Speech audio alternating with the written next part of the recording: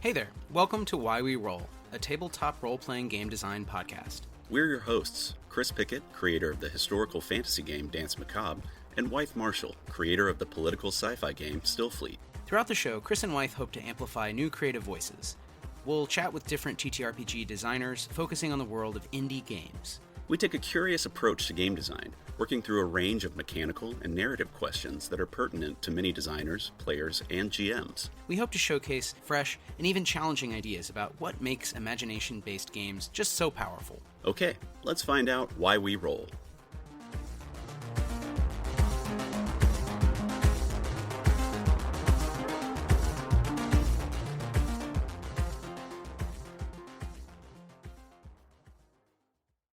Click in the button. Okay, cool. I think the button worked. I think we're live. How's it going? The button worked! It's going great. Yay! All hail the All button. hail the button. All hail Can the that button. be the title for this episode? That's up to you, Chris. You host the episode. Oh, that's true. I named the I mean- episode. That's right. I feel like we're 20 seconds in. We can't call it till we get Okay, to the that's fair. end. Oh, That's touche. fair. All right, but I Good want You to know. But it's a strong put contender. it at the top of the episode, and this will be included in the podcast. Top of the episode. It's in the running. That name is in the running. That's all. Mhm. Cool. Yeah, Cool. yeah. Great. I feel good about that. This is going to get cut. Yeah, no, we're no. It's gonna. We're all. It's gonna. This is gonna get cut, but there's going to be several allusions that you can't cut throughout the podcast to the title of the episode. I Impossible like to this. remove. I like this. See, that's That's the the goal, mind yeah. of an actual play producer right there. Speaking of which, so maybe we should do some intros. Talk about Hello.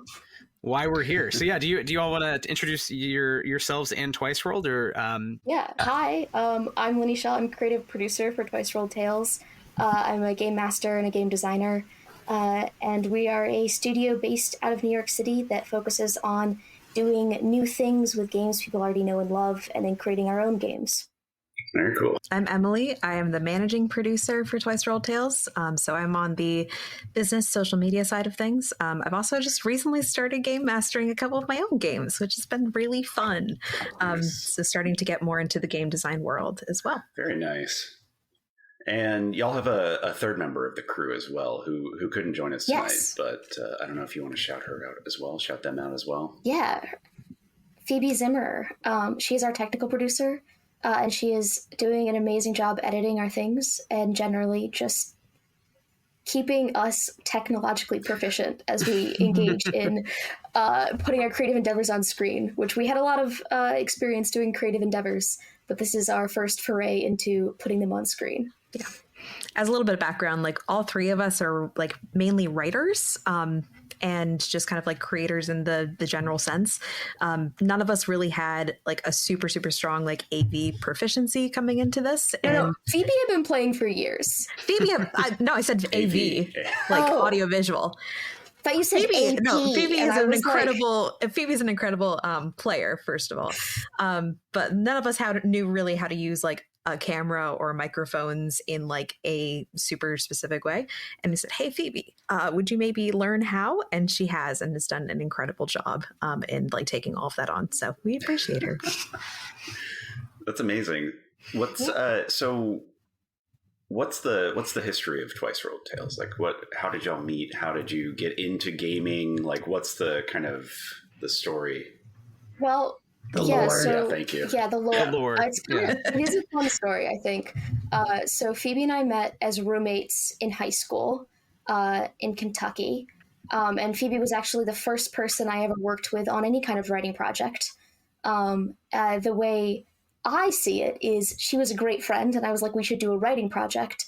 And in her eyes, this almost stranger, reasonable acquaintance sat down and was like, we're going to write an underground newsletter together. Truth is probably somewhere in the middle. So we met there, and then I went to school with Emily in Rochester. Emily, how did we meet? We met in the basement of a frat house turned theater special interest living. And I don't remember the exact like specifications of how we met, but it was like more or less along the same lines of like, hey, you want to write a play together? Hey, what if the play had no actors in it? what if we performed it at the like homecoming weekend? Okay, sounds great. And the rest has been history. Yeah. We worked together on a lot of theater productions. But yeah, our first collaboration was also a writing project that I'm not really sure how it started, but it was a delightful. I mean, probably, honestly, a theater kid basement drinking game. Yeah, probably. Like, if we're being real here. Mm-hmm. But from humble beginnings. Yeah, so then we all moved to the city, relatively same amount of time. And Phoebe had been playing actual play with the rest of our high school friends for like years. And I had always resisted playing anything. But she eventually was like, oh, you gotta give it a try. So I gave it a try and I was like, oh wow, this is the best thing ever. And so I was running a couple more things. And then I think we had all started hanging out a lot more because we had moved to near where Emily lived in the city. And so it just felt like something that was timely, that we were good at, that we just saw a lot of creative opportunity in. And none of us are kind of people to do things by halves. So it was like, oh, actual play is a thing that people are doing now. It's a thing we could do. We're going to do it. I don't know, Emily, what do you think? Yeah, from my perspective, I had maybe played 2 sessions of any tabletop game prior to last November.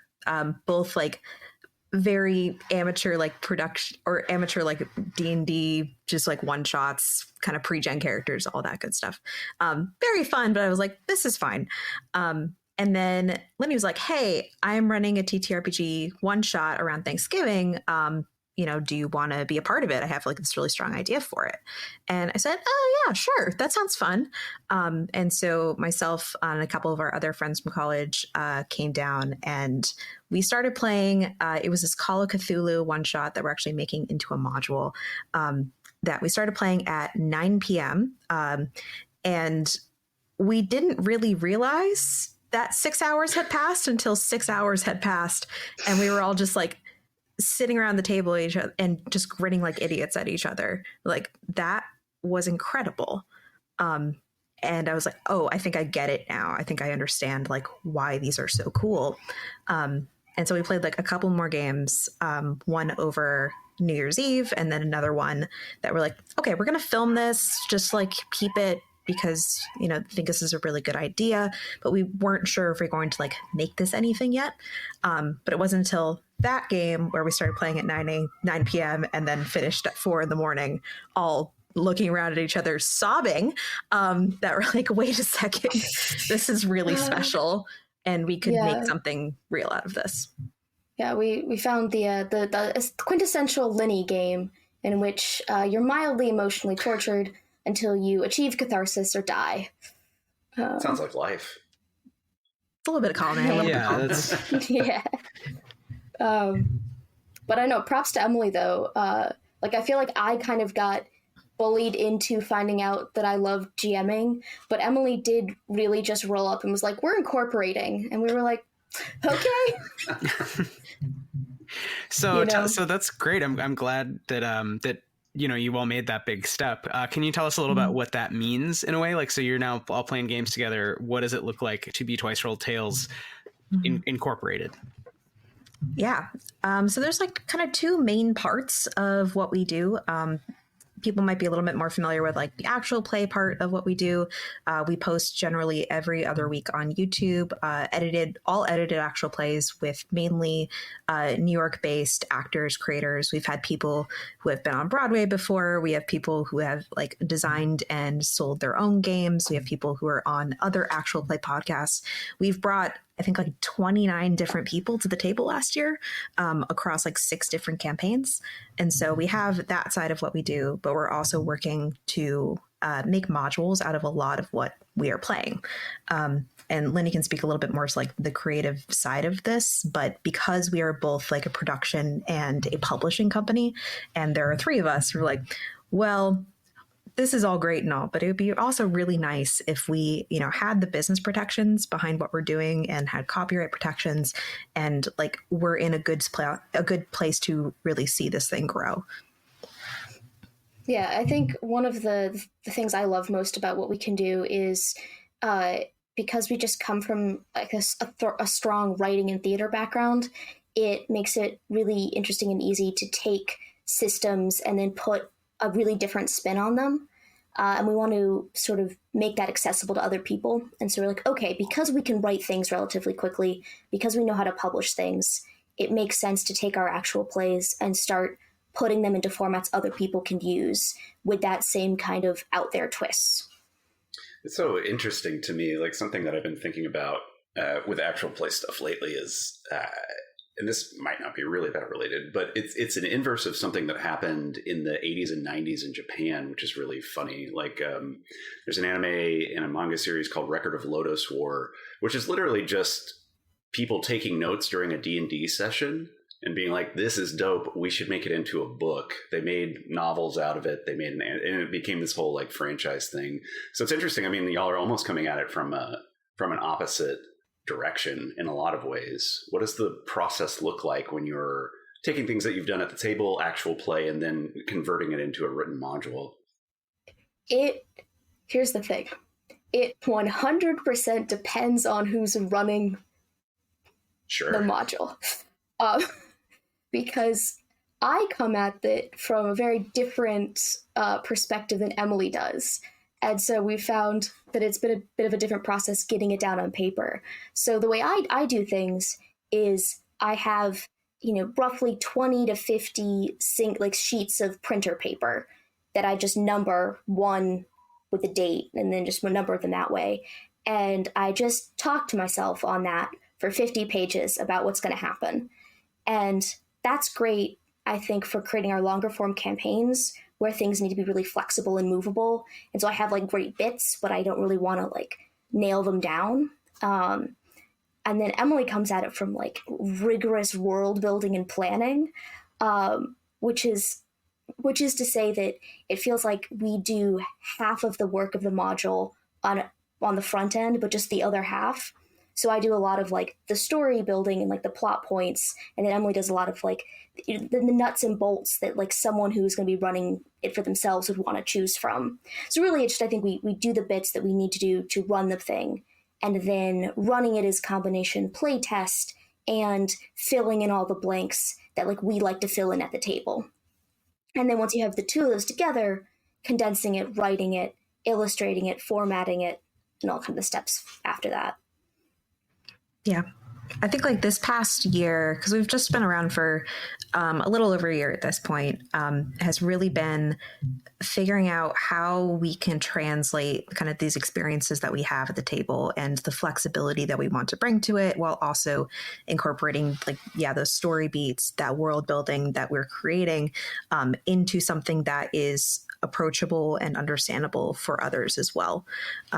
Because of course, we can't replicate our experience, but we want to give people the tools to have those similar experiences and try something new with their tables that they might not be able to find necessarily on the market. Or if they were just trying to, completely homebrew something, it might be way more work than, is actually feasible. Yeah. And then sometimes it's figuring out what format it needs to be in, because I feel like so some things we do it's very easy to see where the module's coming out of. We've done murder mysteries. We've done the one that Emily was talking about, which is the Call of Cthulhu reskin called the Iron Horse. So it's this Fae inspired train journey. Very fun. But so that one kind of makes sense as a module. We did the Yavle Goat, which is a Home Alone style PvP where you're trying to burn down a giant Swedish goat, or defend and destroy, right? So half your team, you show up at the table, half your team defends, half your team destroys. I love that. But then we've done stuff which some of the stuff that's been my most favorite, but that doesn't immediately lend itself to modularization. We did this thing called Curses, which was basically four people show up, and I had each person create a character who had done something out of desperation, or they were kind of a terrible person. And through some of that, they had been cursed by this demon, right? But badly cursed, curses that they would do terrible things to get rid of. And then I said, okay, the year is 2022. You're going to show up at a house in the Hamptons, and you have one evening in which you have a chance to break your curse.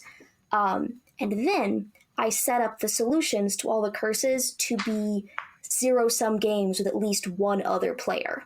So you had to do something terrible to someone else in order to break your curse. And so it's just kind of a story of like what you would do at the edge of desperation. And, you know, there was a lot of like player safety and knowing that it was going to be very emotionally fraught PvP, or could turn into that.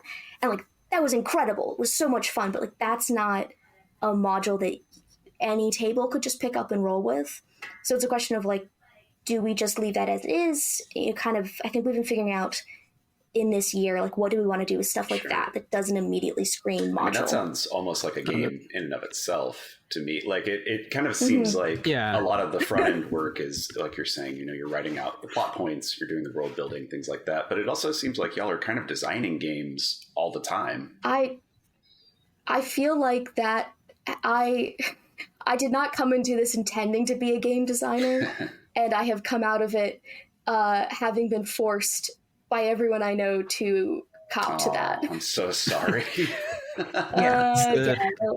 Life is That's the best way to do it. Yeah, no, I'm surprised you say that actually, about, because I think the whole Baba Yaga Squid Game module is so compelling. Awesome. I mean, not that I'm sure all your work is really good, but like that's the one I would want to like buy first. Like I'd buy them all, but that's, you know, I'd have a bunch of tabs on itch or whatever, and like I would go there first because that's what I would most want to read and play and hack or really maybe even run that straight, because it does sound so thoughtful.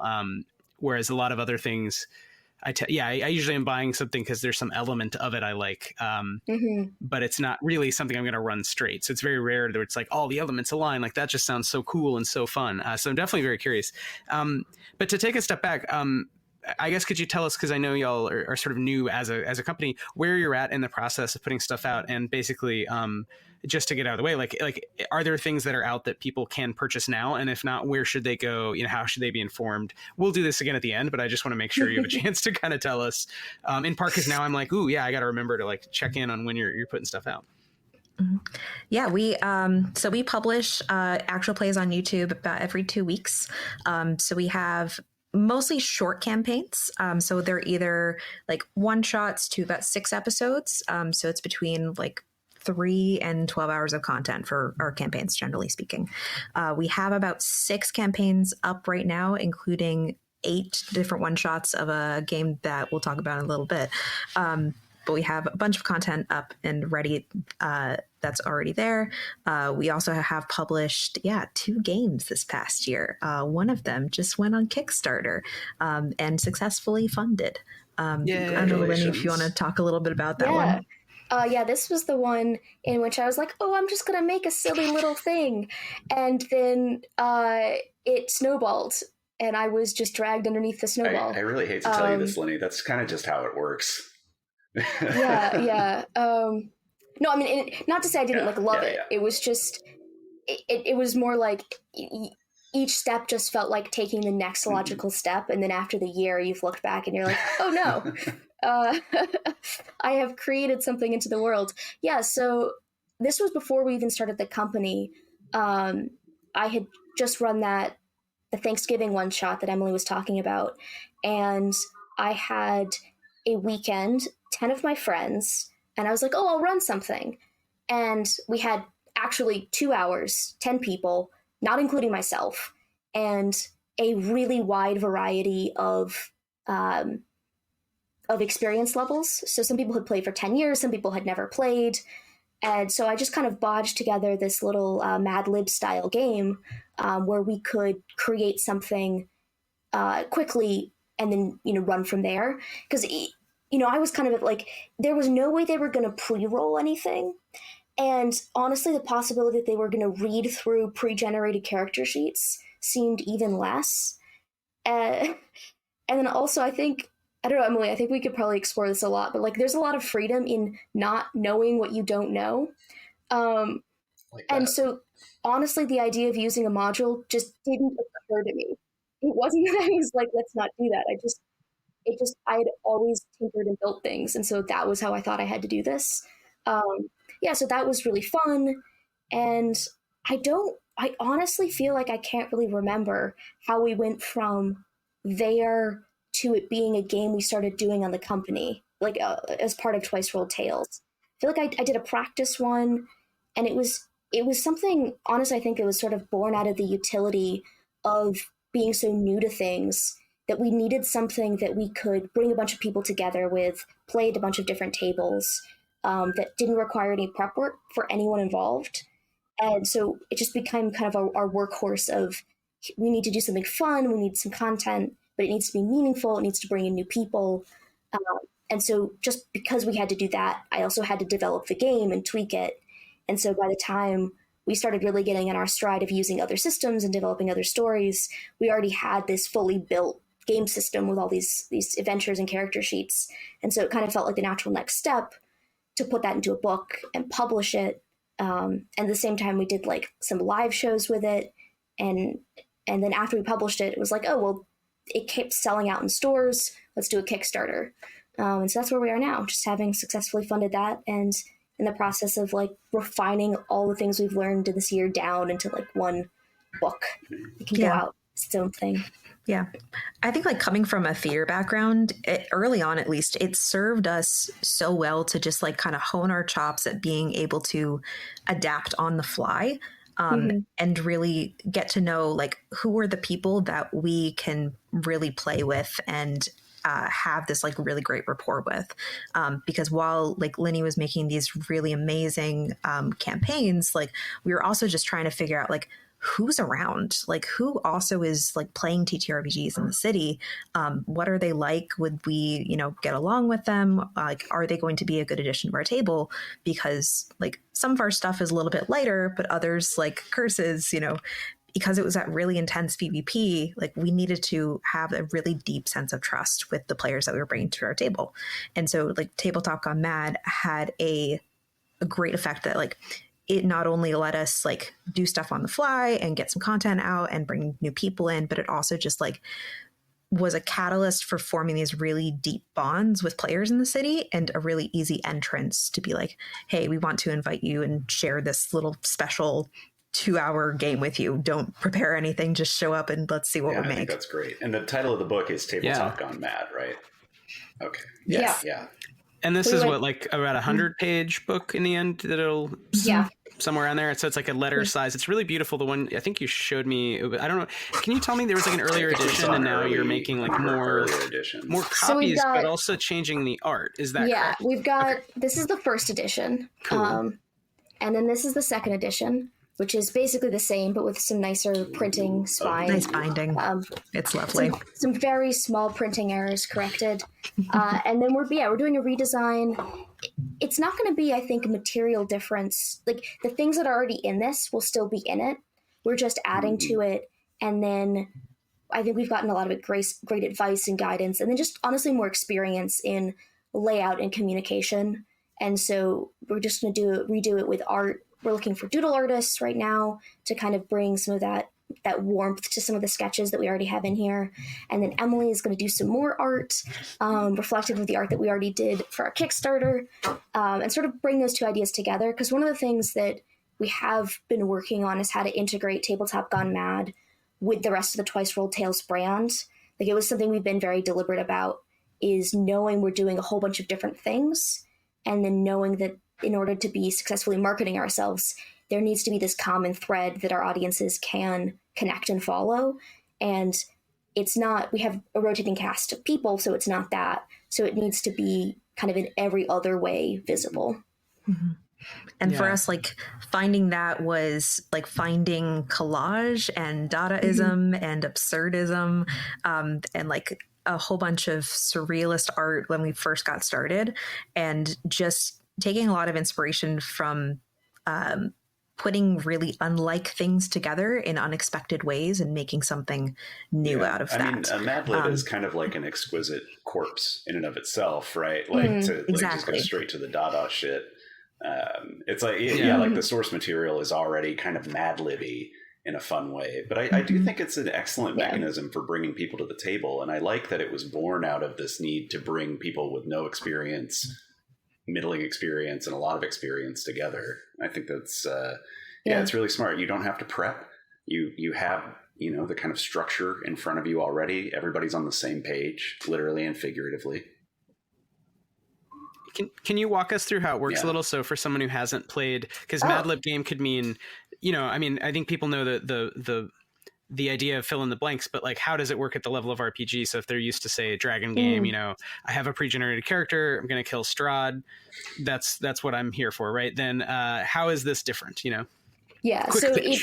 Quick pitch. So there's two components. One of which is a simplified D20 system.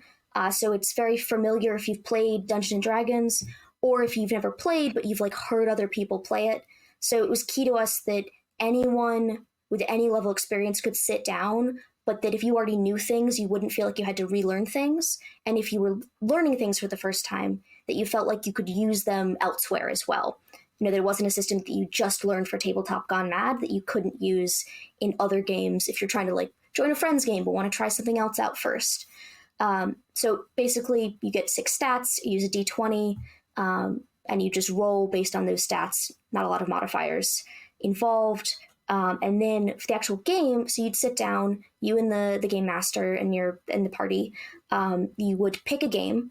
And so there's a brief list of like descriptions. So these are all like broad plots, like robots are trying to take over the world. You are trying to rescue a sea monster. You're trying to capture a monster that's been attacking the town. Something where the broad strokes of what you're doing are already clear to you. So you can decide, I want to do a treasure hunt. I want to do a fetch quest. I want to kill something and attack something. I want to talk to something, so that everyone goes in with a shared idea of what's happening. Then you fill out the adventure sheet itself, which is a bunch of blanks that contain the plot. It was really important for me that the blanks weren't just like fun random blanks, but that each blank moves the story forward and creates a unique version of the game for each person. So like the example I like to give is the difference between 40 and 20 gazelles, not that much. The difference between gazelles with Uzis and gazelles with scurvy, that's a lot. So that kind of players really having agency in the story they're creating, but knowing going in what they're trying to do broadly. They don't know what MacGuffin they need, but they know they need something. Right. No, and I love that. That's the classic. We use that all the time in advertising, the Uzi Gazelle example. That's crazy. That's really awesome. But I love what you're saying, because I mean, Chris, you know what I'm going to say. It's narrative structures, right? You've built the game in a way where it's genre agnostic, and the players can be whatever, but the narrative structures is what they're choosing. And I think that's so smart, and something that not enough people take into account is that like a heist, whether it's a heist in space or a submarine or ancient times, is still a heist. And like we all kind of know that narrative structure. There's a MacGuffin, you have to get the MacGuffin. So it's so nice to have built it that way, as opposed to only around genre. I mean, I'm sure there's elements of genre negotiation that happen at the table, but I really hope Uzi Gazelles is a real game that you've played that I can listen to, and I just missed in the feed, because that's such a funny No, I scheme. came up with it. It might have to be now. We've got a lot of other. That could be a Kickstarter stretch goal. Is the Uzi Gazelle page? Right. Can't give me more ideas. Oh, I need to finish the game I'm working on. Well, Linnie or Emily, I mean, was there one example of this playing out that worked really, really well in practice? Like, was there a time recently, or I know you've done it a bunch of times, but like just a standout example of that process of people using the Mad Libs and then coming up with an idea that just was so perfect, that you couldn't have in a way scripted better? I think the biggest examples I can think of are character choices, so the character sheets function the same way, where people can put in their own blanks, and so really it's wild choices. I think actually the best example is we did this one. Essentially, they had to go track down. It was like a princess. Your princess has been captured by a dragon. That was the narrative arc. But what happened was we found it was the Duke who's been captured by a Yeti from his kingdom of Waffle House. And the players all were like, oh, no, what makes sense here is we're on a mountain, and the Duke is a skier, and we're all lumberjacks who like help protect the forest. And so we went from like what should have been very set up to be sort of a classic high fantasy rescue, and that we were just all lumberjacks rescuing some very modern day ski boarders.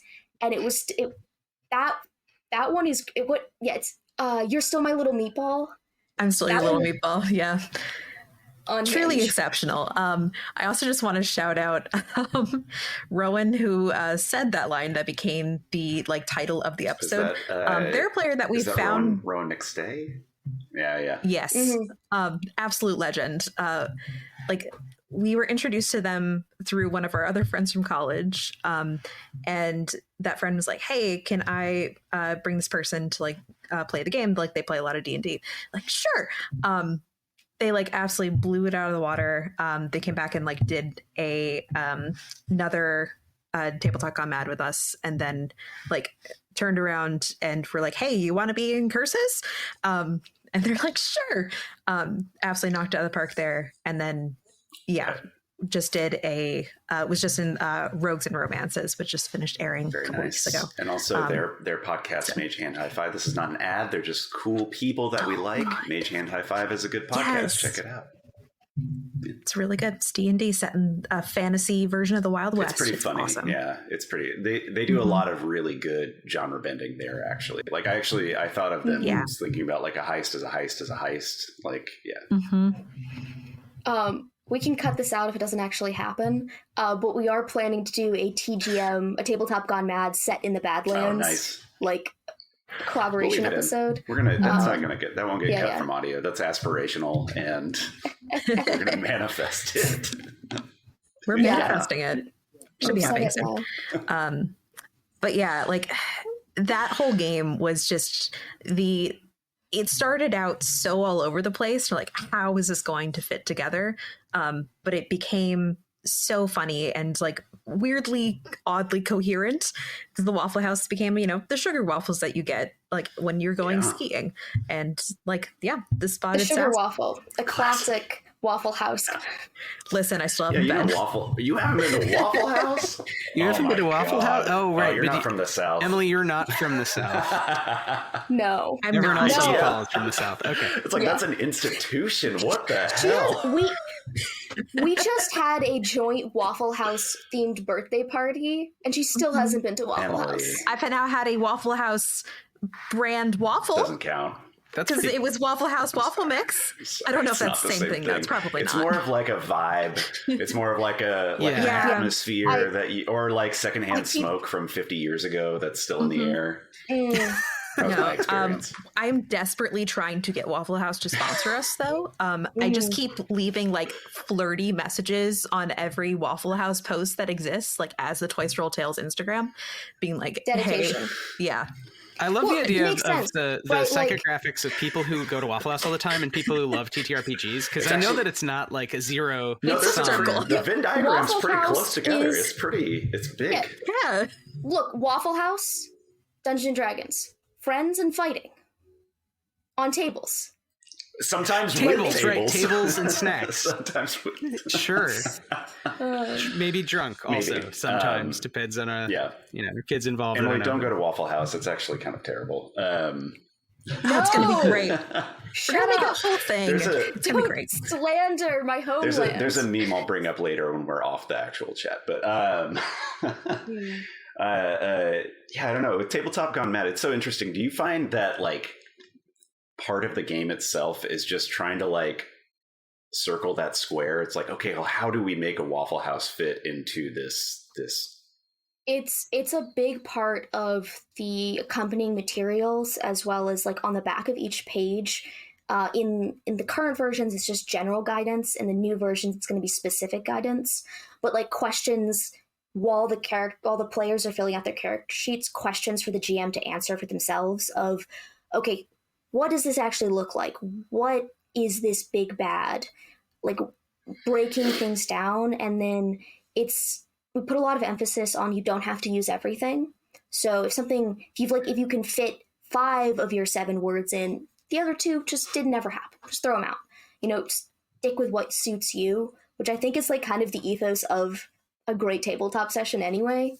It's really just kind of distilling it down into those parts.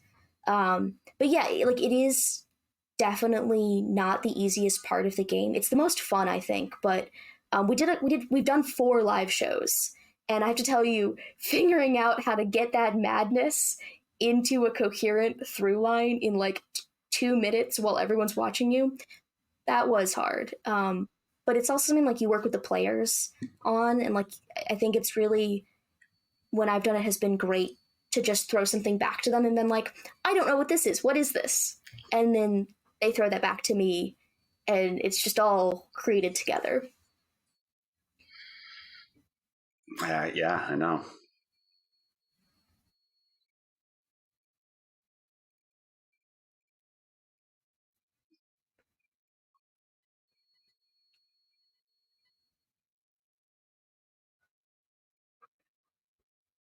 Mm-hmm. It does kind of force some level of refinement, I think, just because in the end of the day, you're only printing so many pages. You want to hire artists, like, you know, it kind of ups the ante a bit, as opposed to, in my experience, like homebrewed hacks I would do that I never shared with anyone. It could be bad or just really unfinished. A lot of the ideas when I look through my old notebooks just stop. Like a D20 list stops at 11.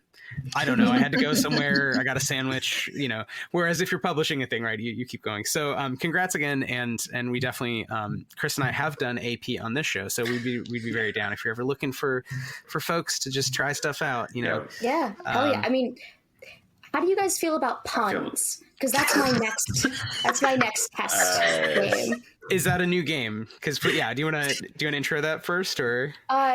So this is a bit of a tangent. Emily, forgive me. This is not a game already. This is not a game that's coming out next. But it is the one I just, you know, I love it so much. It's so near to my heart. So we did this game, which has still produced the single defining moment of happiness I've ever had in my entire life. So I love puns. I love puns a lot.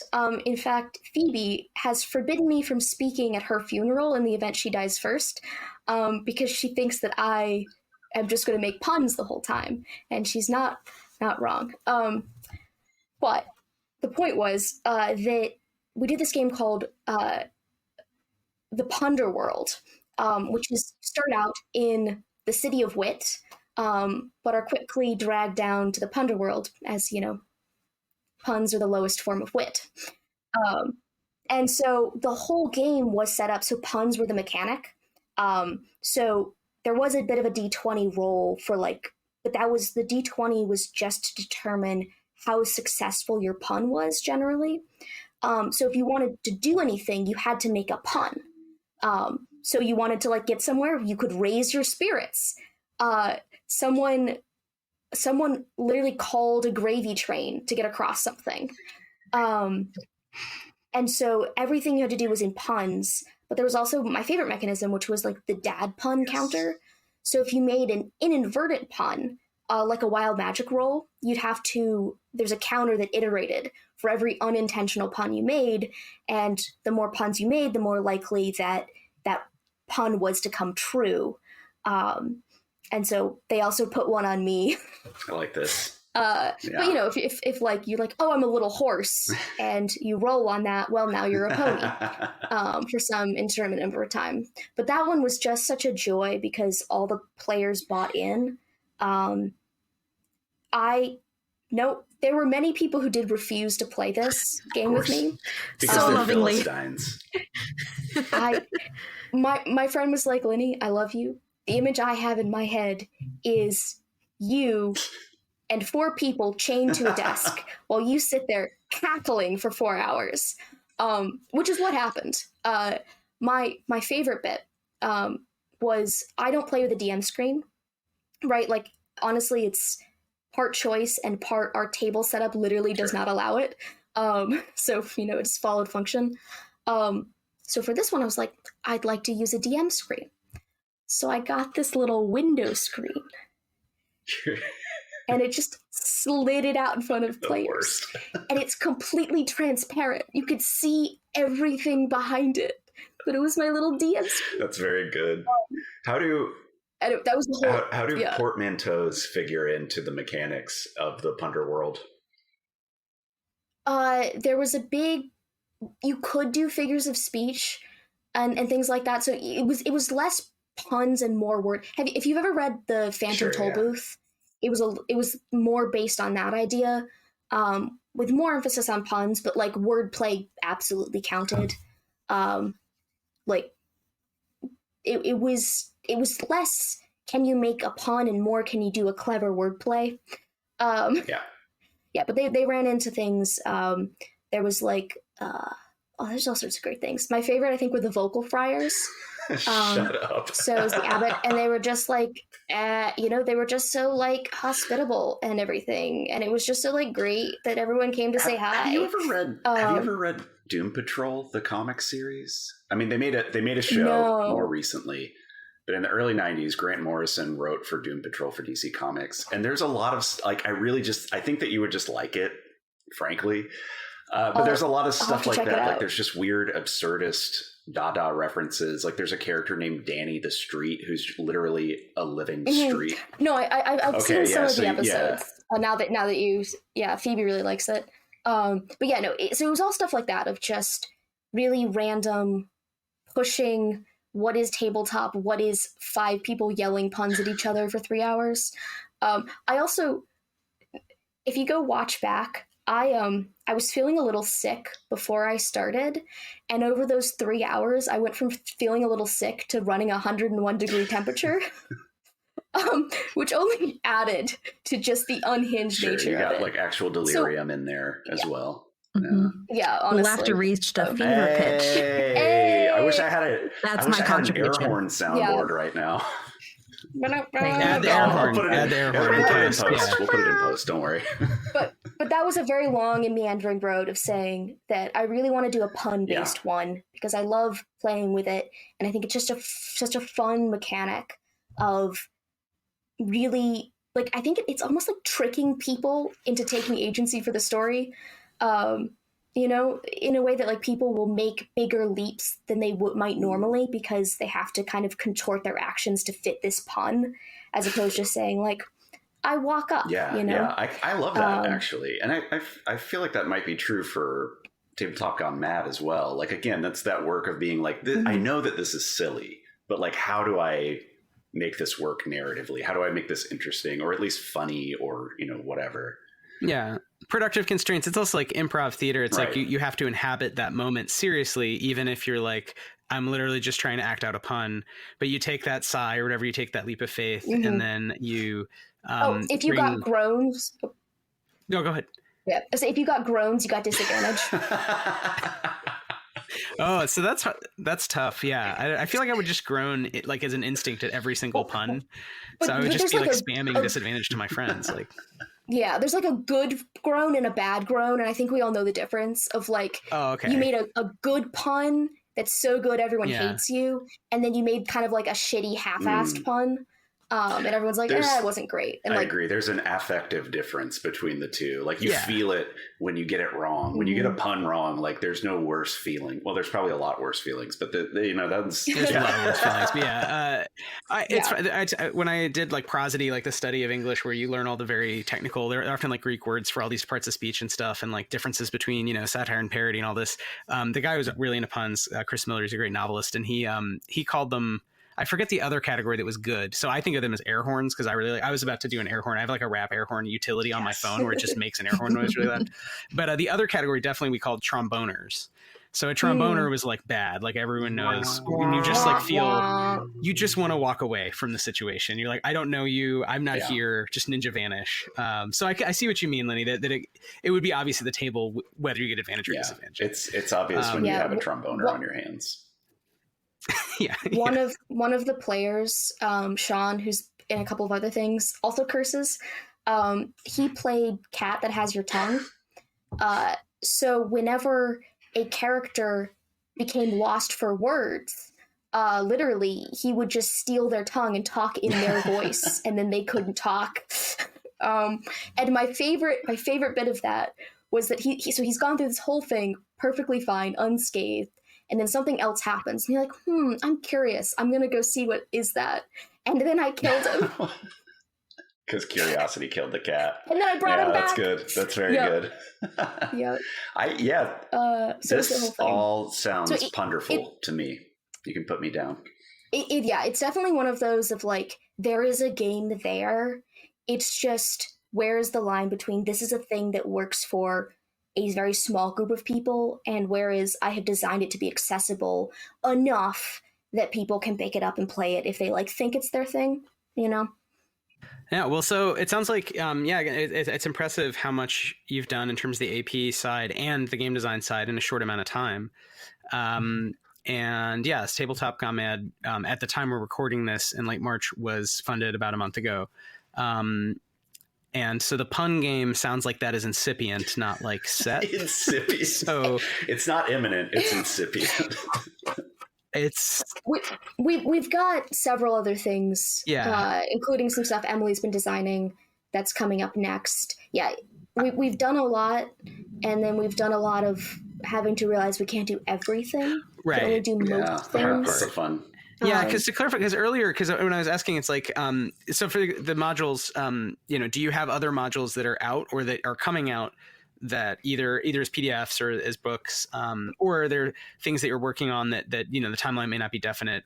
No pressure, no wrong answer. I'm just kind of curious because, I know that you've done a lot on the AP side, but of those, it sounded like not some of them, but not all of them were being translated to sort of, products or play experiences for other people. So Yavle, which was the GOAT PvP, that one's out. And we're hoping to do more highlighting of that when we come around to like the Christmas time season again. And then we have a couple of modules that are kind of mostly written, and we were sitting on those. We've done the Leviathan and the Iron Horse. The Iron Horse was the module for the Thanksgiving one, actually, that we're talking about. But it is a companion module to Chicago Fay, which was a 4-parter we did set in the 1893 World's Fair. And kind of the pitch is that, when people come to the U.S., they bring their folklore along with them and, their little, their spirits and their accompanying, magics with them too. And so looking at what a human world with this kind of underlayer would look like in our historical context. So we're working on those two, but right now, because we're working on these other projects, those have kind of been put on hold because I think Emily can also speak to this. We're starting to figure out what is the best release schedule for stuff, because we'd love to do it. Something comes out, the module also comes out, but sometimes timing on those isn't quite working out. And so it's made sense to us to kind of shelve stuff for now that we've done in the past and now focus more on the stuff that's happening now with the increased production quality, and then maybe come back and revisit some of those at a bit of a later date.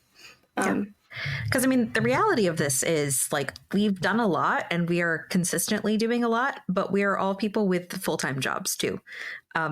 This is not our full-time job. It hardly pays us. And we're on our way to it being more substantially part of our lives. But in the year that we've been around, we have put out 6 campaigns, 8 one-shots, 2 games, and written a whole bunch more. But time is a finite resource, and we're just trying to do what we can to really keep our production quality up and also maintain some sanity at the same time, and maintain some fun at the same time as long as we can. We just started playing a home game a couple months ago, because we realized that with our newest tech setup, there's always somebody who's monitoring our tech side so that whoever's at the table can just focus on fully being at the table. We used to be someone monitoring at the same time as they were playing and trying to engage with both things. Usually that honor fell to Phoebe, and she did a fantastic job at it. But no longer. We actually have a person in a booth now, which is great. But it means that generally the 3 of us don't get to be at the table together anymore. So we're trying to make some time to just enjoy tabletop, not for content purposes, but just for our own joy as people. Yeah. Yeah, that can be hard, I think, with when you're doing it as a job at all, even though obviously most of us have day jobs of various kinds.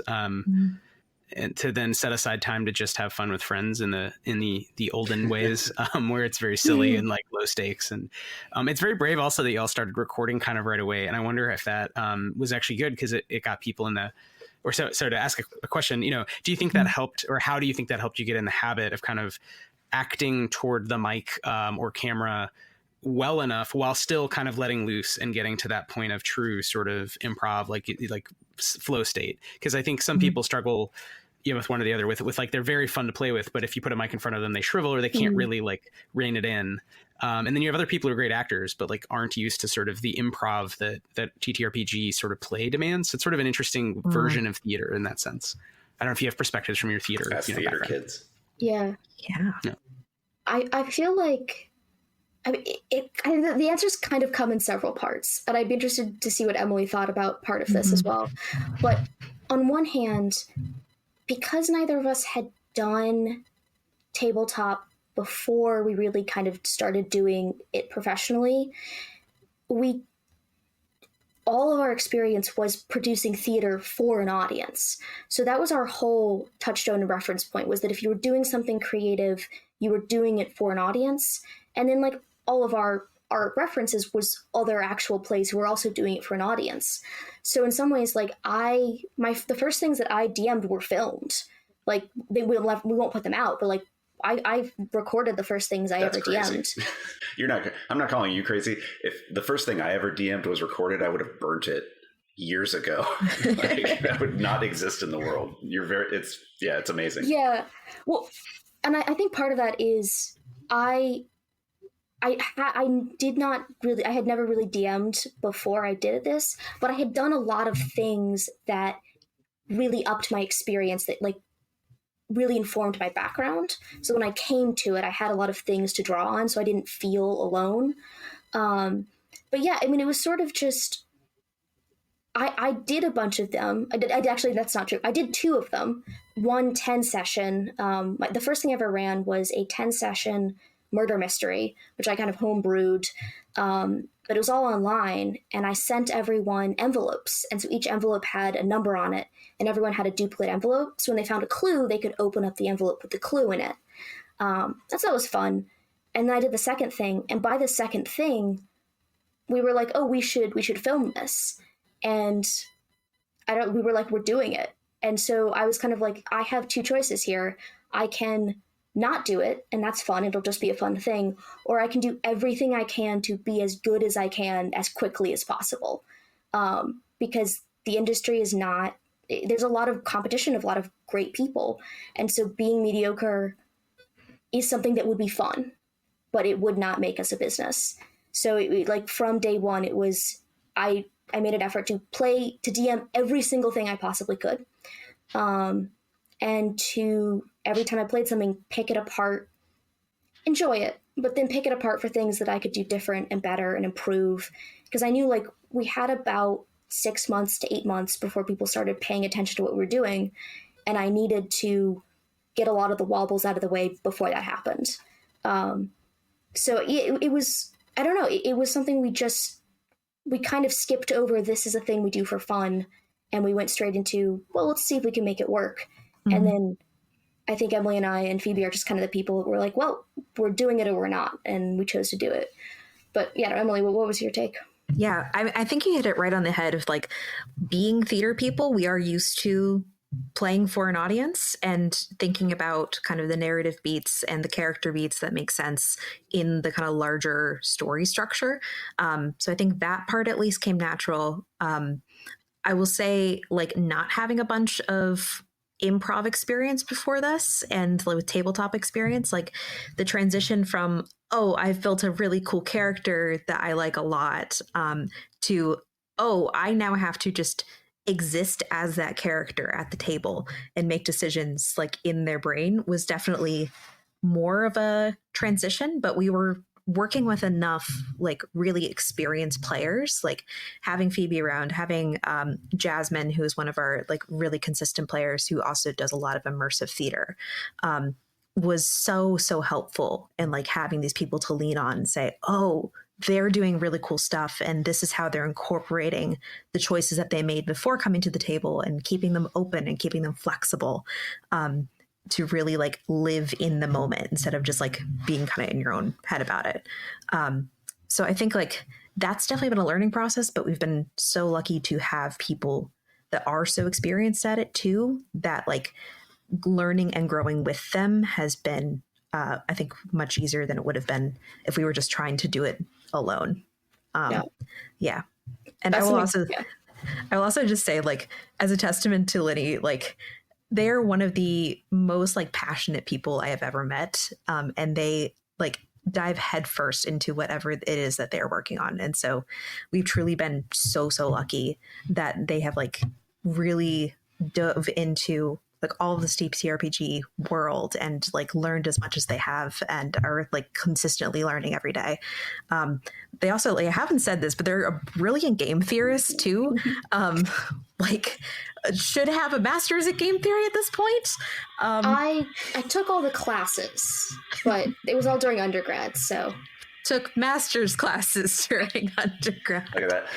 Deflecting a compliment. That was amazing. Okay, technically they were all PhD classes because they were not their master's classes. Wow. Well, it also seems like y'all have a really good dynamic and a good working relationship, a good friendship. But you handle different parts of it, and it seems like you're able to balance pretty well between the three of you. Yeah, I mean, we've all known each other for a lot of years at this point. I mean, Linnie, 7 to a decade. Yeah. I think Phoebe and I are the newest ones to know each other. Like, we're going on like 2 years. But it's just been, it's been really good. Like there's a definite like give and take and being able to, step in and help when like help is needed. And also just like respecting one another's expertise in certain places. Like I have a business degree in addition to my theater degree. And so I was like, yeah, I'll take the business stuff on. Sure. Yeah. Like, strong shout out to Emily there. Please. We are professional, but we look and actually behave as professionals we are as a company, like 100% down to her. No one can take compliments. But that's nice. No, we're very bad at it. Terrible at it. So bad. You do present very professionally. I mean, the site looks great. And I mean, it may sound trivial to say that, but honestly, I think it's something even big businesses struggle with, quite frankly. But I know when you start a new kind of hobby business or small business, those kinds of branding elements, it can be really frustrating because like you kind of know what you want, and it just kind of, sometimes you can't get there, even if you're doing something at a really high level in terms of the product or service. And so I definitely was impressed, like when I first was listening to your work, to hear that you've only been doing it for a year, and also that some of Emily, that you're newer even just to gain the hobby, right, is like, again, mind blowing because it just sounds really great. It's really fun. Everything's at a high level. So definitely, Twice Rolled Tales is putting out super high quality stuff, which is just fun. So it's a pleasure that, we're all kind of, I mean, I'm not in Brooklyn, but we're all sort of in the same world of, actually, I don't know if y'all are in Brooklyn. I think that's where we have physically. Not. Oh, that's right. Y'all aren't in Brooklyn. Way uptown. Just always meet in Brooklyn. Uptown. Yeah. No, but New York City. We're all in this giant megalopolis. We're all It's in this extremely sprawl. expensive. Yeah. Website shout out 100% Emily. But yeah, branding wise, like that was the first thing we did. Like we decided we were going to do it. We came up with the name, and then before we did anything else, we just spent 3 hours figuring out what our branding looked like, so we could start from there. Not a bad approach, obviously. I think it's also it's good to start knowing with what you want to do, right? Like having that strong kind of like core identity allows you to move forward with a little bit more confidence, being able to be like, yeah, this is the kind of product that we want to put out. This is the kind of face that we want to put out to the world. Yeah. Well, yeah, and having a meaning behind it. I think that's something that, not to diss on anybody else, but it seems like y'all have a sense of what you want to do with tabletop that goes beyond just having fun or just making money, both of which, if you're going to make games for a living, are kind of requisites. Like if you're not having fun or not making money, why are you making games? And not that obviously, I'm not talking about amount of money, but just, in terms of like, okay, you have to pay for hundreds of books or whatever, right? Like unless you're just eating those costs because you're independently wealthy, which is totally fine. But, for many of us, like we want to have fun, we want to make money. Okay, at least cover costs. But I think there could be more about these kinds of very deep interpersonal connections, sometimes with randos, often with best friends, but sometimes with complete strangers. And I think it's rare, and there's not, in a world that's increasingly mediated and digitized, and people are so panicked, understandably, about work, it's hard to find moments where you're like, yes, fellow stranger, now we are pretending to be talking snakes or whatever it is, and it just really cuts through a lot of the weird bullshit of kind of adulthood and capital. So I think it's important to kind of have, I think anyway, like a bigger reason as to why you want to do this, as opposed to just, oh, we're kind of good at acting and we like D&D, which is fine. A lot of people are doing it. Hundreds of people are doing it. But I feel like you can kind of tell the difference. Yeah. I'm biased, but we were definitely started with a definite purpose. And that was like, we saw what was kind of available in the TTRPG space, like in the popular space rather. And we're like, this is great. This is all really good. But there's so much more that you can do. There's such a wider world of stories that you can tell, and tell in really unexpected ways. And like knowing the experiences that we were having at the table, and like the kind of characters we were able to create and the kind of stories we were telling, like we want to give people like the tools to be able to start thinking like that themselves and start running those kinds of games themselves. Kind of just expanding the definition of what tabletop can be. Well, that was so well said that there was a long pause. I had nothing. Room tone. All right, so thanks for joining us today on Why We And done. No, I'm kidding. Mike John. No, that was very well said. That was beautiful. I mean, y'all are new at this. You're coming up fast and loose, fast and hard, however you want to put it. But what's some advice that you would have for people? Because that's always something that we try to dig into a little bit. Is like, what's something that you've learned? What's a big takeaway that you can kind of like, if you could soundbite it, what would that look like? Get a project management software that you like, especially if you're working with your friends, so that you can delineate between what is work and what is your friendship, and that you aren't constantly crossing streams, because it can get really stressful very quickly. And then when you figure out how not to do that, it can get very unstressful and much more fun. That's great advice. What do you got, Emily? What can top that? I'm not going to top that. It's honestly, project management software. It's fantastic. Yeah, it sounds like a good idea generally. Yeah. It's a good idea. We dumped all of our tasks in them, and like it's what we have like 1,000 tasks in there right now. No. After 3 days, we ran out of the 1,000 free tasks, and we had to upgrade. Wait, what software do you use? Let's get nerdy. This is like car talk for game designers. So what do you actually use? So we use Notion currently. Okay. We're still in the processes of building it out. But for us, because we have so many things that are repetitive project to project, but need to be tracked separately project to project, they're templating. Emily looked at a whole bunch of other stuff before we ended up going with Notion. It's a Wild West out there, folks. You're going to have to pay for it, though, I think is what we eventually came up to. Yeah. That's fine. We're paying for a fourth brain, and that's what it is. But Notion better than like Asana, Monday, Airtable, et cetera, et cetera. We like it a little better. It's just a little more flexible. And it gives us the ability to have like databases and pages and docs and like so many integrations with other apps that it's really like nice to just use like cross platform. So we like it so far. Check back with us in a couple months. Nice. We'll see how it goes. But we're if anybody from Notion, if anybody from Notion is listening, we'd love to pitch. Yeah. This is not a paid ad, but we can talk. We can make something happen. I don't care. There's got to be some terribly cursed Notion game. Has to be out there. Oh, yeah. But no, I would also say an advice of like, if you're starting out new, you're gonna suck. Like you're gonna think your stuff is good, and it might be good, but it's still going to suck. And the best thing you can do is just keep trying, because each one will suck less, and you'll eventually get to the point where you stop seeing things you immediately need to improve, and you can start refining things, which is great. But that also that not knowing what you're doing is a gift, and that you should hold on to that as long as you can. Because I think part of the reason we got as far as we did was we didn't know that it should be harder. And so we just jumped in. And I think if we had maybe known a little bit more, we might have been more hesitant to do that. But I think there's also a lot to be said about just like doing the thing, and so many projects that I've done and other people that I know just have withered away because you've had that moment of hesitation. Yeah. Exactly. Jump in. Like, the worst thing that happens is you have fun with your friends, right? Right. Well, jump in, but also it does, and this is, I'm not trying to be spicy. I think we're probably all on the same page, but it's interesting that y'all did choose the corporate form, because I think for my friends, and it might be to do with microgenerational differences or shades of sort of left of center political differences, but people were very reticent, and I think even mentally, while I've always worked kind of in the corporate world, I was very reticent because that's the thing I was skewering. That's what I was making games to make fun of, to sort of form an LLC. But in many ways, it was very clarifying, and I think it makes it easier to just say, okay, yeah, it's a business. So, there's business expenses, there's costs.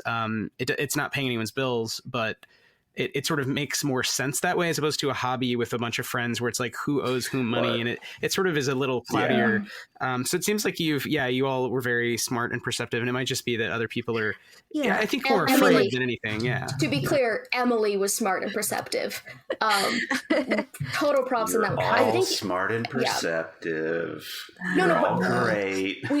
Well, what I specific flowers for that, because I think we definitely could have not done it for 6 months and been fine. But having done the work 6 months before we needed it was absolutely incredibly great in terms of stress relief. And then also just not having to do a bunch of like work right in the middle of a busy time, because we'd done it when we weren't busy. I mean, like, and I will say this, like, incorporation may not be for everybody. It works well for us because we knew kind of what our structure was going to be and what we wanted to do with this business. Like, people who are maybe just on the streaming side, that might not work like for them. It might work for them. It's really something you have to just talk about, like, with your people and with your team. For us, it really helped, like, delineating roles and responsibilities too, and like figuring out, okay, what does the financial picture of this looks like? Like, we are going to have business expenses. Like, there are investments that have to be made in order to do this. So how are we going to handle that? And like, for us, having an LLC has been really helpful for that. Like, we just filed business taxes a couple weeks ago. It's great. It's off my plate. But it's helpful in that way. It's like, oh yeah, this is like an actual business expense that I should be able to deduct from my income because it's a business that I'm running. This is not my personal stuff. Like, we bought microphones and the soundboard, and like that stuff lives with the business. It's not any of ours. And so it's kind of treated as this not communal, but like its own thing. That works for some people. It doesn't work for others. So really, it's like, no pressure either way. It might help, might not. But I think like more my actual advice though is just to find your people. You can't do this alone. Like, tabletop by its very nature, like, unless you are only making solo games, which even then, don't do it alone. Yeah, at least like have a sounding board, have another brain to talk about your ideas with and like start to make something with, because that's where things really come alive with this. If you find your people, you find the people that you love making things with, and who are just as like invested in what you are making as you, like, that is a great foundation to start making something like this, and start getting a little more serious. But yeah, do have those hard conversations. Do have the conversations like, okay, what are our expectations? What are our roles and responsibilities? What are our boundaries? Where does work begin and friendship end?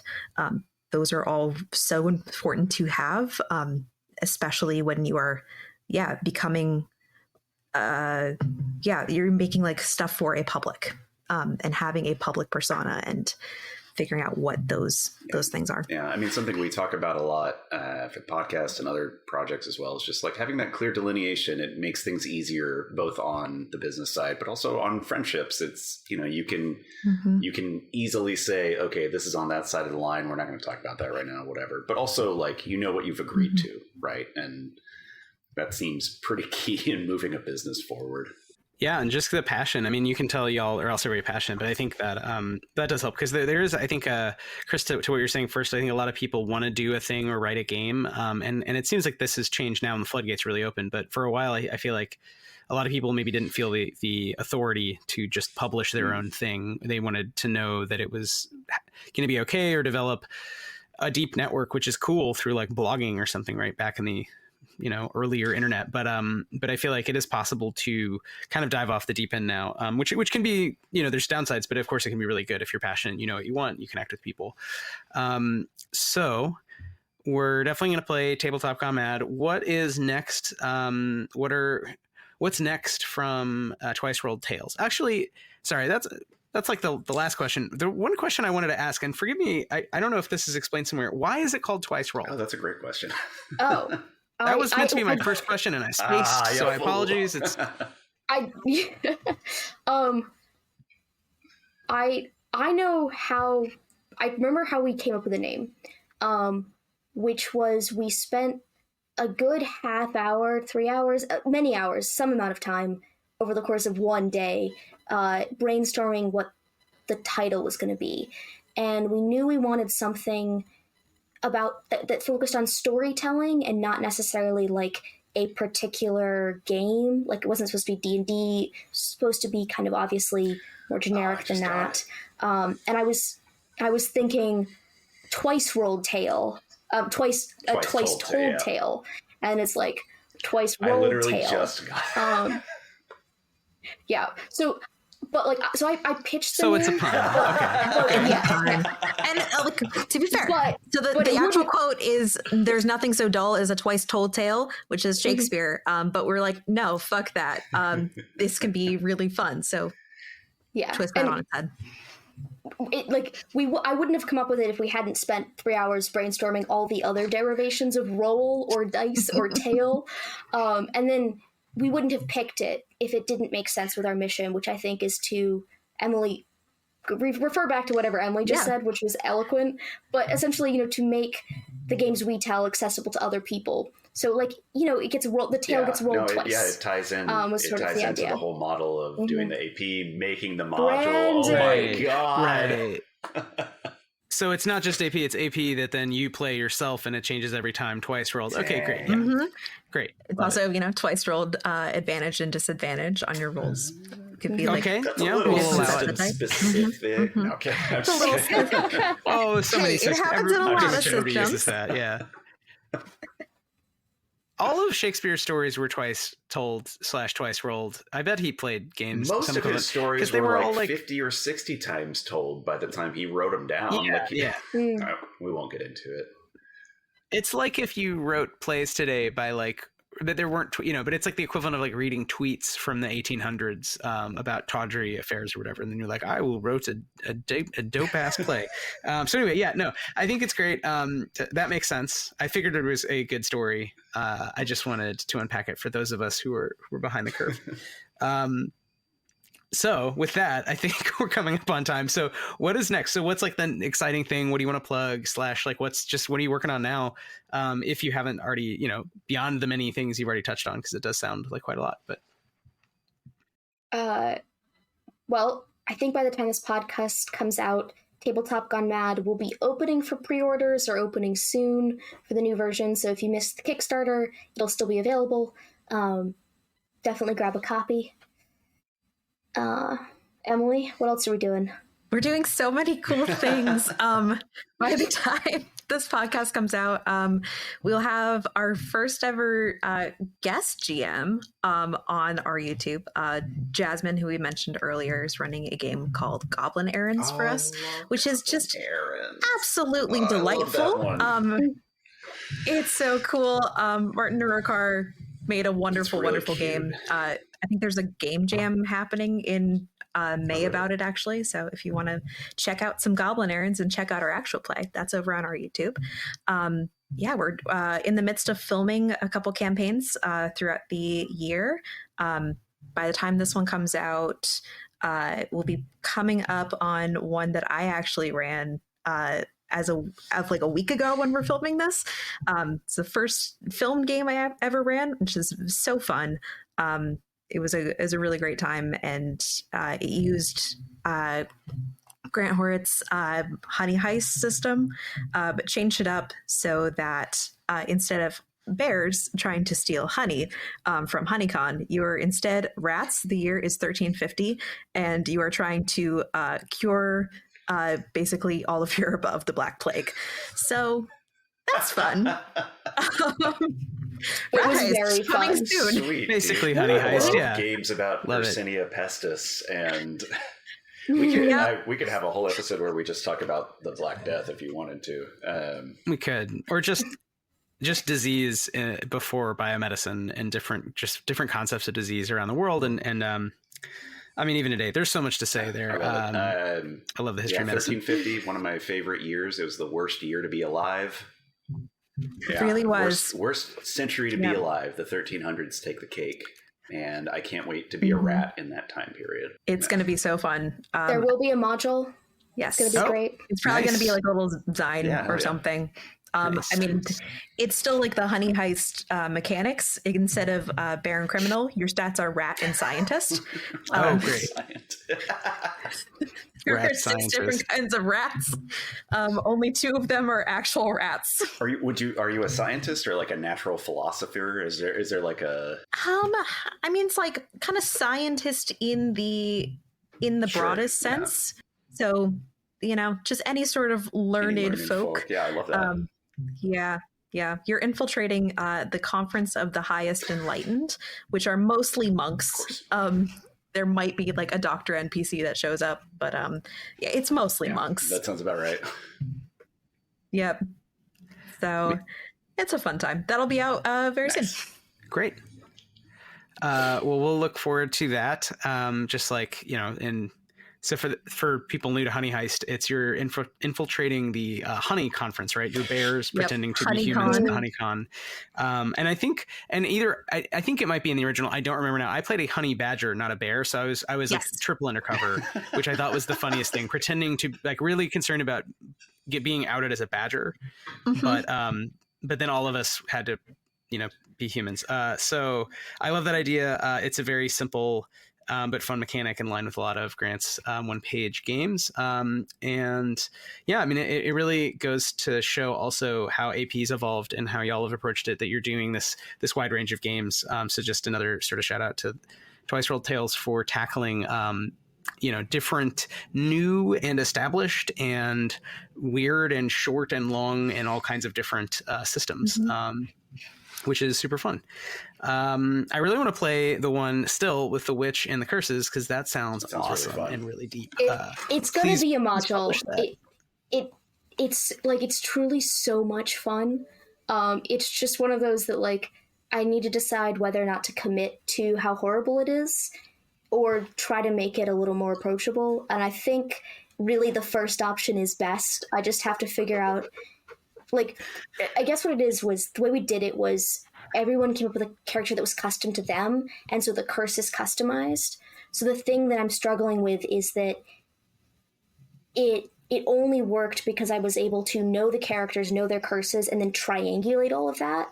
So in terms of making a module where I don't want, we can do pre-gen, and that would work, that would be really fun, but I also want to make sure there's a mechanic for people who want to make their own characters and their own curses, but still make sure they maintain that player versus player, so it's balanced. Because it wasn't just like one person was against everyone. It was this Venn diagram, like little map where rock paper scissors style, the asymmetric nature of the curse. Did you just air horn?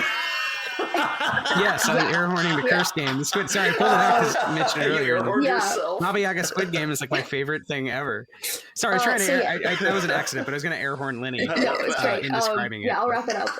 So essentially just figuring out some elegant way of having people be able to balance that if they don't necessarily have a lot of experience with that, and it still feel fun and gory and terrible. When you say that you knew the people that were playing the characters and you based the curses off of that or off of the characters themselves?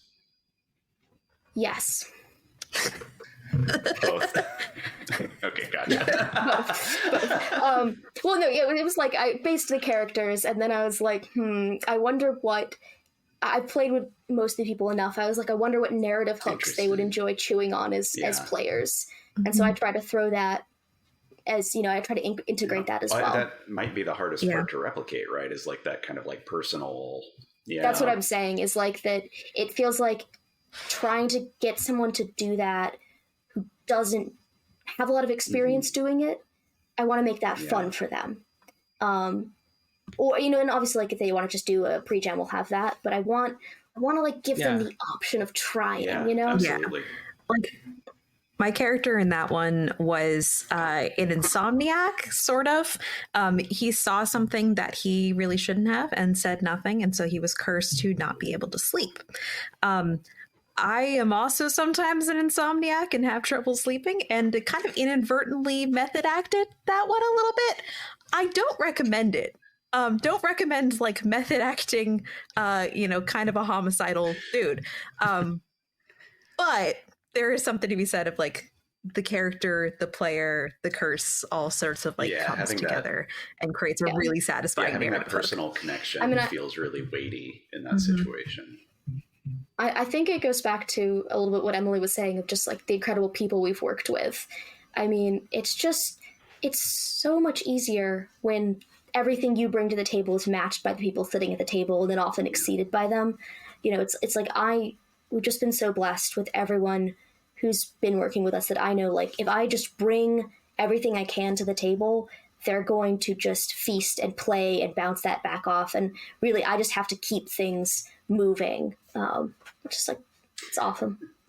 Yeah. I mean, I wonder, the idea of trying, because usually with game design, you're trying to make rules that would be universal to anyone. And there are games that speak to specific, social positions of players, for example, but they're still not specific to people.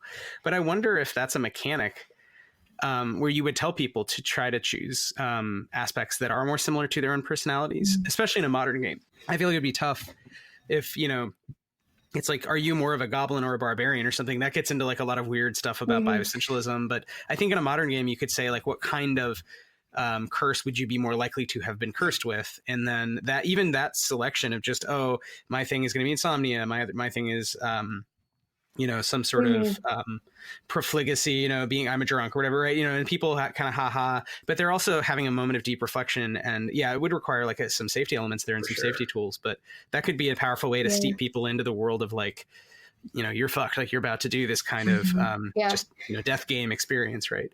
And it does remind me, Chris, of our conversation with Lori O'Connell and Death Game, where basically it's meant to be a wheel of asymmetric, you are killing players, but that's also sort of that's what it's about, right? That's the whole point of the story. So it takes on that immediate gravitas, because there's buy-in from the beginning. It's not like, oh no, I'm not going to get to 20th level and have all the gold. It's like, no, that that's the catharsis you sign up for. Sure. Oh my god, y'all should meet Lori O'Connell.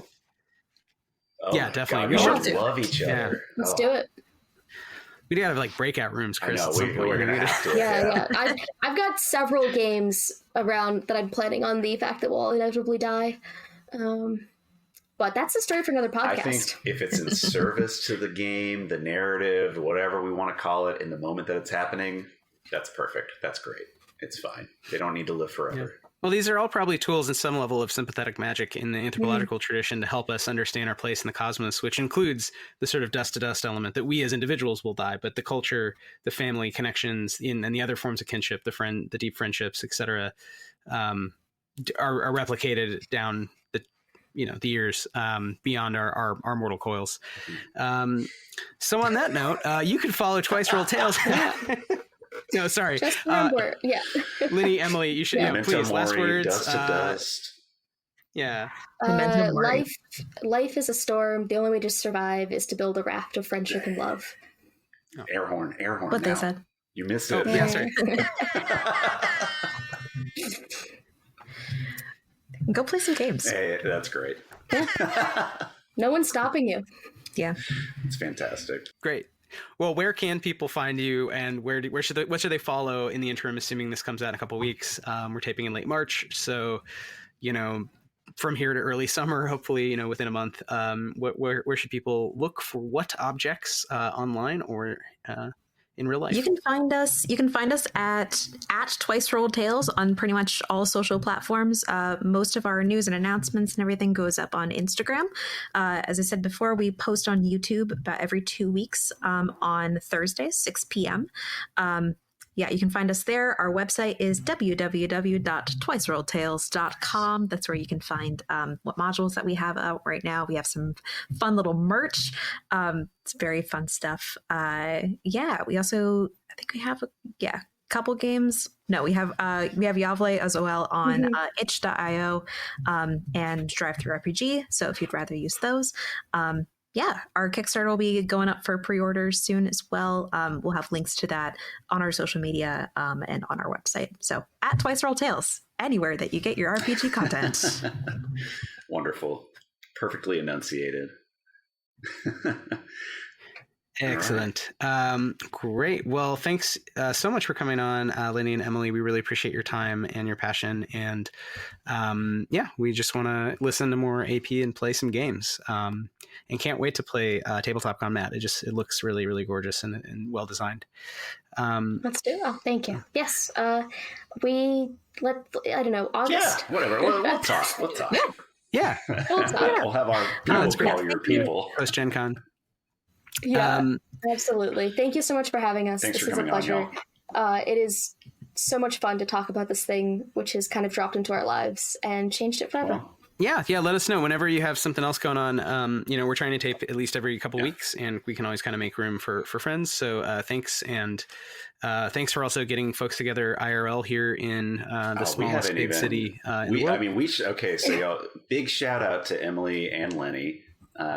Twice Rolled Tales in general for putting together the NYC RPG creator meetup, which has been going strong for a while now. That's where we met y'all, kind of, sort of. I met y'all at PAX, but yeah, it's been great to get to know y'all through that, and it's been really wonderful to just have a more active community, and I think we really have to thank y'all for that. Thank you. Yeah. It's been our pleasure. It's been very fun to start to bring the New York scene together and just see what kind of shakes out, because we're a very, very cool crew. We have some amazing creators, and they're so cool. They're so scrappy. They're doing such amazing stuff. Best city in the world, best pizza in the world, best game designers in the world, best game designers in the world, baby. Best game designers in the world, best fake creatures who steal all your money from your grandmas in the world, and then he went to jail. Fuck that guy. Best rats in the world. Best cryptids. Best tiny apartments. That's all. Best tiny studios. Big studios in the world. Raising apartment. On that note, this has been Why We Roll, a game design podcast. That's why we roll. Baby. We're in tiny apartments. Yeah, that's why we roll. Hey. Yep. All right. Well, thanks for joining us. Thanks everybody for watching and listening, and we'll see you soon.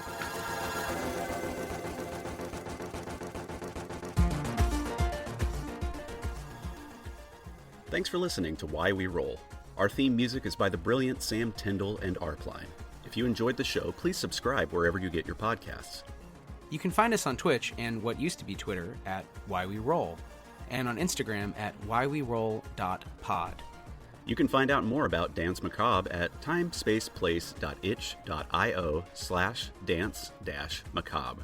You can find out more about Stillfleet at stillfleet.com. Thanks for listening.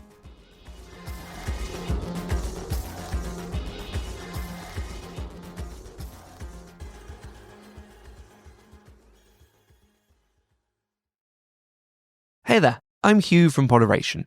If you like today's episode, why not check out The Next Session, your D&D agony aunts there to answer all of your questions. Join Adam and Alyssa as they answer questions sent in by listeners like you about how to solve the problems that come with running and playing in all sorts of different tabletop scenarios. Available wherever you get your podcasts.